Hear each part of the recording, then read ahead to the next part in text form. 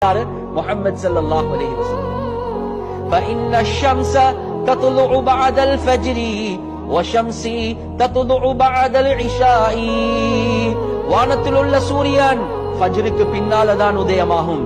என்னுடைய சூரியன் இஷாவுக்கு பின்னால் என்னின் பக்கம் உதிப்பான்.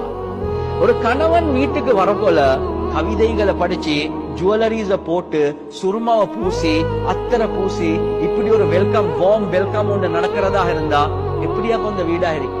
இந்த போகல துறப்ப எடுத்துக்கொண்டே போங்க, தட்டி தட்டி இருக்க வேணும். சரியா, நான் தூங்கி கொண்டிருப்பேன், வந்து நீங்களே சட்டியால சாப்பாட்டை போட்டு நீங்களே திண்டு கொண்டா லேசா இருக்குமே. லேசா தான் இருக்கும், ஆனா உன சொர்க்கத்தை நீங்க சம்பாதிச்சு கொள்ள போகணுமே.